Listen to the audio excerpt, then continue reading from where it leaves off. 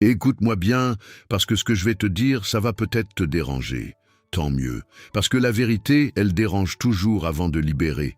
Tu te lèves tous les matins, tu vas bosser, tu rentres fatigué, tu regardes ton compte en banque et rien bouge. Jamais. Et tu te dis que c'est la faute du système, de ton patron, de la crise, de la malchance. Mais moi, je vais te dire un truc que personne n'a le courage de te dire en face. C'est pas dehors que ça se joue. C'est dans ta tête. C'est là que tout se décide, bien avant que le premier euro rentre ou sorte. J'ai vu ça de mes propres yeux. Des gens brillants, capables, qui restent bloqués année après année, pas parce qu'ils manquent de talent, mais parce qu'ils traînent des mentalités qui les plombent sans même qu'ils le sachent. Des mentalités héritées, transmises, répétées, tellement souvent qu'elles sont devenues invisibles. Comme un poids qu'on porte depuis si longtemps qu'on sent plus qu'il est là. Bob Proctor, lui, il avait identifié ça avec une précision presque brutale. 5 mentalités précises, 5 poisons silencieux qui te gardent pauvre, pas juste financièrement, mais dans ta façon de voir le monde entier. Et je vais te les donner aujourd'hui, une par une, sans filtre, sans te caresser dans le sens du poil, parce que j'ai vécu ça. J'ai serré les dents, j'ai avancé seul, sans qu'on me tende la main, et j'ai fini par comprendre où se cachait vraiment le problème. Alors, si t'es prêt à entendre des vérités qui piquent, reste avec moi. Parce que tant que tu changes pas ces 5 choses-là, tu resteras exactement là où t'es. Et ça, c'est un choix que tu fais chaque jour, même sans le savoir. Première mentalité qui te garde pauvre, c'est la mentalité de la sécurité à tout prix. La sécurité, le mot préféré de ceux qui ont peur de vivre. Je vais te dire un truc que personne n'a le courage de te dire en face. La sécurité, c'est le plus beau mensonge qu'on t'a vendu depuis que t'es gosse. On t'a bercé avec ça, à l'école, à la maison, au boulot. Trouve un poste stable. Faut avoir la sécu. On sait jamais ce qui peut arriver. Et toi, comme un con, t'as gobé. T'as dit oui.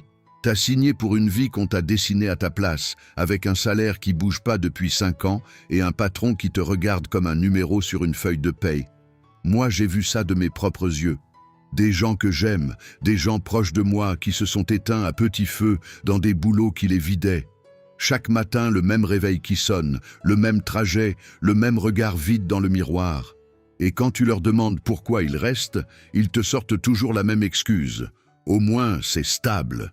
Stable vers quoi? Vers où exactement? Vers une retraite qu'ils verront jamais parce qu'ils seront trop cassés physiquement pour en profiter? Vers un compte en banque qui stagne pendant que tout autour d'eux, le prix de la vie explose? Je vais être direct avec toi parce que j'ai pas le temps ni l'envie d'être gentil sur ce sujet-là. Cette sécurité que tout le monde vénère, c'est une prison. Une prison qu'on construit soi-même, brique par brique, avec nos propres peurs. Et le pire, c'est qu'on en est fier. On dit « j'ai un CDI » comme si c'était une médaille. Mais personne te parle du prix que tu payes pour ça. Le prix, c'est ta vie entière. Le prix, c'est ces années où t'aurais pu essayer un truc, lancer un projet, prendre un risque calculé, et où t'as préféré rester dans ta case parce que sortir, ça fait peur. Bob Proctor l'a dit mieux que moi, et franchement, il avait raison à 100%. Jouer la sécurité, c'est une façon terne de vivre. Terne, le mot est parfait. Une vie grise, sans relief, sans à-coups, sans rien qui te fasse vibrer. Et toi, tu te dis que c'est normal, que c'est la vie d'adulte, que tout le monde vit comme ça. Sauf que non. Il y a des gens qui refusent cette grisaille-là, qui ont dit non à la sécurité et oui à l'inconnu. Et ces gens-là, aujourd'hui, ils regardent pas leur vie avec des regrets plein les yeux. Parce que c'est ça le vrai problème avec la peur du risque. C'est pas qu'elle t'empêche de perdre, c'est qu'elle t'empêche carrément d'essayer. Cette peur, elle est sournoise. Elle se déguise en sagesse, en prudence, en bon sens. Mais au fond, c'est juste de la lâcheté habillée en costume 3 pièces. Et cette lâcheté, elle te fait dire non à l'opportunité qui passe devant toi, non au projet qui pourrait tout changer, non à toi-même, à ce que t'aurais pu devenir si t'avais eu les couilles de sauter. Je le dis pas pour te blesser, je le dis parce que je l'ai vu de trop près pour me taire. J'ai vu des gens vieillir avec cette amertume au fond de la gorge, cette sensation d'avoir raté quelque chose sans jamais pouvoir dire quoi exactement. Et à la fin, ils te disent tous la même chose. J'aurais dû essayer. 3 mots qui pèsent plus lourd que toutes les factures payées à temps, que toute la stabilité du monde. Le monde, il attend pas les prudents, il les oublie, il avance sans eux. Il récompense ceux qui bougent, ceux qui tremblent mais qui avancent quand même, ceux qui ont la peur au ventre et qui y vont malgré tout. Parce que rester immobile, c'est pas de la sagesse, c'est un choix qu'on fait tous les jours sans même s'en rendre compte à chaque fois qu'on dit non par réflexe.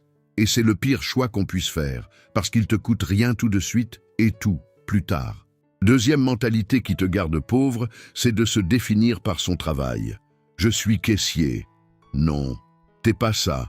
Et pourtant combien de gens j'ai entendu se présenter comme ça, avec cette petite voix résignée, cette manière de baisser les yeux, en disant leur métier comme si c'était une sentence. Faut qu'on parle de ce truc-là parce que ça me rend dingue. On confond ce qu'on fait avec ce qu'on EST. Et cette confusion-là, elle détruit des vies entières en silence. Ton métier, c'est ce que tu fais entre 9 heures et 18 heures. C'est un rôle, une case horaire, un moyen de payer les factures. C'est pas ton identité.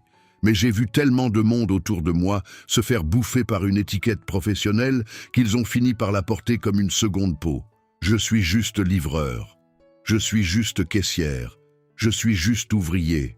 Ce « juste », ce petit mot minuscule glissé dans la phrase, c'est lui le vrai poison. C'est lui qui te tue à petit feu. Parce que ce mot-là, il fait un travail sournois. Il te dit que c'est tout ce que tu peux être, que rêver plus grand, c'est pas pour toi. Que les autres, ceux qui réussissent, ils ont un truc en plus, une chance, un talent, alors que toi t'as juste ton étiquette et rien d'autre à côté. Et cette mentalité-là, elle t'écrase sans bruit. Personne la voit de l'extérieur. Tu te lèves fatigué avant même d'avoir commencé ta journée. Et cette fatigue-là, elle n'est pas physique. Elle est dans la tête. C'est le poids de croire que t'es limité à une case qu'on t'a collée dessus, souvent depuis l'enfance, souvent par des gens qui t'aimaient pas assez pour te dire autre chose. Bob Proctor disait que ta vraie valeur vient de qui tu es, pas de ce que tu fais. Facile à dire quand t'es sur un plateau télé avec des projecteurs et un public qui t'écoute. Mais j'ai envie de te dire un truc. Il avait raison quand même. Dans la vraie vie, celle qu'on vit tous les jours, sans caméra, sans applaudissements, c'est 100 fois plus dur à appliquer. Quand t'as grandi en te faisant dire, directement ou entre les lignes, que t'étais bon qu'à ça, faut livrer un combat intérieur juste pour croire le contraire. Un combat que personne voit. Personne te félicite pour ça. Personne te tape sur l'épaule en disant « Bravo, t'as arrêté de te définir par ton job aujourd'hui ». Non. C'est un combat silencieux, solitaire, qui se joue tous les matins dans ta tête avant même que le réveil sonne. Et je vais te dire une chose que j'ai apprise à la dure. Ceux qui gagnent ce combat, ils arrêtent de subir leur boulot. Ils arrêtent de le porter comme une sentence à vie. Ils commencent à le voir pour ce qu'il est vraiment. Un outil, un moyen, un point de départ, pas un point final. Le boulot, il nourrit ton compte en banque, d'accord ? Mais c'est toi qui nourris ton avenir. C'est toi qui décides si t'écoutes cette petite voix qui te dit « c'est tout ce que tu mérites » ou si tu la fermes une bonne fois pour toutes. Parce que la réalité, la vraie, celle que personne veut te dire, c'est que cette étiquette professionnelle, elle devient une prophétie. Tu finis par croire ce que tu répètes. Répète « je suis juste caissier pendant 10 ans » et tu vas y croire tellement fort que tu vas plus jamais chercher autre chose. Tu vas t'installer dans cette case, tranquillement, en te disant que c'est ça la vie, que rêver plus grand c'est pour les autres, ceux qui ont eu de la chance, ceux qui sont nés du bon côté. Sauf que c'est faux. Et au fond de toi, tu le sais, cette pression que tu sens tous les jours, cette fatigue avant même de commencer, c'est ton instinct qui te crie que t'es fait pour plus que ça. Écoute-le. Parce que le jour où t'arrêtes de te définir par ce que tu fais entre 9 heures et 18 heures, c'est le jour où tu commences enfin à construire ce que tu veux vraiment être. Troisième mentalité qui te garde pauvre, c'est se plaindre sans jamais bouger. Se plaindre, le sport national, le seul sport où tout le monde est champion et où personne s'entraîne vraiment. Je vais te dire un truc que j'ai mis des années à comprendre et que j'ai appris de la pire des façons. Celle où personne t'aide, où personne t'explique, où tu comprends juste en te cassant la gueule tout seul. Regarde autour de toi. Écoute les gens parler. Le patron est nul. Le gouvernement fait n'importe quoi. La météo est pourrie. Les prix explosent. Tout le monde a un avis. Tout le monde a une plainte prête à sortir. Bien rodée, bien argumentée. Et pendant ce temps-là, tu sais ce qui se passe? Rien. Absolument rien. Ces mêmes personnes-là, elles avancent pas d'un centimètre. Elles tournent en rond dans leur propre discours, année après année, avec les mêmes plaintes, juste mises à jour, avec les nouvelles actualités. J'ai connu ça de près. J'ai vu des gens capables de te parler pendant des heures de tout ce qui va mal dans leur vie. Des heures, avec une précision chirurgicale, avec des détails, avec de la conviction même. Mais demande-leur une seule action concrète qu'ils ont faite cette semaine pour changer quelque chose, et là, silence, plus rien. Parce que la plainte, c'est confortable. C'est même agréable, j'ose le dire. Ça donne cette fausse sensation qu'on fait quelque chose, qu'on traite le problème, alors qu'en réalité on fait juste du bruit. Du bruit qui sert à rien, qui change rien, qui remplit juste le silence pour pas avoir à affronter la vérité. C'est à toi d'agir, et personne d'autre. Et pendant que tu te plains, tu sais ce qui bouge pas d'un pouce? La facture d'électricité. Elle arrive quand même, à la même date, avec le même montant, voire pire. Le loyer aussi. Personne lui a dit d'attendre que tu finisses de te plaindre. La vie continue son chemin, complètement indifférente à combien de temps t'as passé à râler sur ce qui va pas. C'est brutal à dire, mais c'est la réalité que personne veut entendre. Se plaindre, c'est donner ton pouvoir à quelqu'un d'autre. C'est dire, en gros, c'est pas de ma faute, donc c'est pas à moi d'agir. Et je comprends l'attrait de cette phrase-là. Elle te déresponsabilise. Elle te permet de dormir tranquille en te disant que t'y es pour rien. Mais dans la vraie vie, celle qu'on vit chaque matin en ouvrant les yeux, personne vient te sauver. Personne. J'ai appris ça à la dure, en serrant les dents, en avançant seul, sans que personne me tende la main, sans que personne me dise « T'inquiète, je m'occupe de ton problème à ta place ». Ça arrive pas. Jamais. Et plus vite tu l'acceptes, plus vite tu commences enfin à bouger pour de vrai. La différence entre celui qui reste englué dans sa vie et celui qui s'en sort, elle est pas compliquée. Elle tient souvent à une seule chose, toute bête, presque ridicule de simplicité. L'un parle du problème, l'autre agit dessus. C'est tout. Pas de secret magique, pas de formule miracle, juste cette différence-là, répétée jour après jour, qui finit par créer un écart énorme entre deux vies qui avaient pourtant démarré au même point. Le monde, il a aucune pitié pour ceux qui attendent que ça change tout seul. Aucune. Il avance, il tourne, il continue sa route, avec ou sans toi. Et pendant que tu restes assis à énumérer tout ce qui va mal, il y a quelqu'un d'autre, quelque part, qui serre les dents, qui se tait, et qui bosse, qui agit au lieu de parler. Et c'est cette personne-là qui va s'en sortir, pas parce qu'elle a eu plus de chance que toi, mais parce qu'elle a arrêté de faire du bruit pour enfin faire quelque chose. Un jour, tu vas comprendre que le temps passé à te plaindre, c'est du temps volé à ta propre vie. Et ce temps-là, tu le récupères jamais.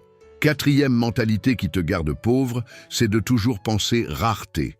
Il n'y en a pas assez pour tout le monde. Cette phrase-là, je l'ai entendue toute ma vie. Et je vais te dire un truc, elle a détruit plus de vies que n'importe quelle crise économique qu'on nous montre aux infos. Faut qu'on parle de cette mentalité de rareté, parce que c'est un poison lent, silencieux, qui s'infiltre dans chaque décision que tu prends sans même que tu t'en rendes compte. Cette croyance qu'il faut arracher, écraser, se méfier de tout le monde parce que soi-disant l'argent serait limité, qu'il n'y en aurait pas assez pour tout le monde. Cette peur-là, je sais d'où elle vient. Elle vient pas de nulle part. Elle vient de la survie, des galères vécues sur le terrain, pas dans les livres, des fins de mois arrachées avec les dents, où tu comptes chaque euro, où tu regardes ton compte en banque avec la boule au ventre avant même d'avoir dépensé quoi que ce soit. Je l'ai vécu, cette sensation. Cette peur de manquer qui te suit partout, même quand ça va mieux, même quand t'as plus de raison objective de flipper. Elle reste plantée là, dans un coin de ta tête, prête à ressortir au moindre imprévu. Et le problème, c'est pas d'avoir vécu ça. Le problème, c'est de laisser cette peur-là devenir le pilote de ta vie entière. Parce que quand tu vis avec cette mentalité de rareté greffée à toi, tu deviens aveugle, complètement aveugle aux opportunités qui sont juste devant toi, à portée de main. Tu les vois même pas, parce que ton cerveau est trop occupé à calculer ce que tu pourrais perdre plutôt que ce que tu pourrais gagner. Bob Proctor parlait d'abondance. Et je sais que ça sonne comme un truc de développement personnel qu'on dit pour faire joli sur une affiche. Mais c'est plus profond que ça. Ceux qui restent bloqués dans cette pensée de rareté, ils font jamais rien. Ils investissent jamais un centime, même quand l'occasion est bonne. Ils tentent jamais rien de nouveau, même quand tout indique que ça vaut le coup. Ils partagent jamais une idée, de peur qu'on la leur pique, qu'on les trahisse, qu'on profite d'eux. Résultat, tu sais ce qui se passe. Ils restent seuls avec leur petit tas, qu'ils protègent comme si c'était un trésor, alors que pendant ce temps-là, d'autres gens construisent des trucs bien plus grands, en équipe, en réseau, en faisant confiance, en prenant des risques que la personne apeurée regardera jamais faire. Et c'est là que ça devient cruel, vraiment cruel. Parce que cette peur de manquer, cette méfiance envers tout le monde, elle finit par créer exactement ce qu'elle redoutait. La rareté dans ta tête devient la rareté dans ta vie. C'est pas une punition divine, c'est juste la conséquence logique de refuser d'ouvrir la main. Tu serres les poings tellement fort pour rien perdre que tu empêches quoi que ce soit de nouveau de rentrer. Je le vois tous les jours autour de moi, cette réalité-là. Des gens qui pourraient s'associer, s'entraider, monter des projets ensemble, mais qui préfèrent tout garder pour eux par méfiance, par peur qu'on leur arrache leur petite part. Et à la fin, ils ont raison d'avoir peur, mais pas pour la bonne raison. C'est pas les autres qui leur ont volé quoi que ce soit. C'est eux-mêmes qui se sont enfermés dans une cage qu'ils ont construite avec leurs propres mains, brique par brique, peur par peur. La vérité, la dure vérité que personne aime entendre, c'est que l'abondance commence dans ta tête avant d'exister dans ton compte en banque. Tant que tu vois le monde comme un gâteau minuscule où chaque part que quelqu'un prend, c'est une part en moins pour toi, tu resteras bloqué. Alors que ceux qui ont compris le truc, ceux qui avancent vraiment, ils ont arrêté de voir la vie comme une guerre de survie. Ils ont ouvert la main. Et c'est exactement à ce moment-là que tout a commencé à changer pour eux. Cinquième mentalité qui te garde pauvre, c'est de vivre sans gratitude. Celle-là, elle passe inaperçue. Personne la voit venir. Elle se cache bien, planquée derrière une phrase toute simple qu'on répète sans même s'en rendre compte « Je mérite mieux ». Et attention, je vais pas te dire que c'est faux. Peut-être que tu mérites mieux, mais le problème, c'est pas la phrase en elle-même. Le problème, c'est ce qu'elle cache derrière. Zéro reconnaissance pour ce que t'as déjà. J'ai vu ça tellement de fois que ça me fout la rage, si je suis honnête avec toi.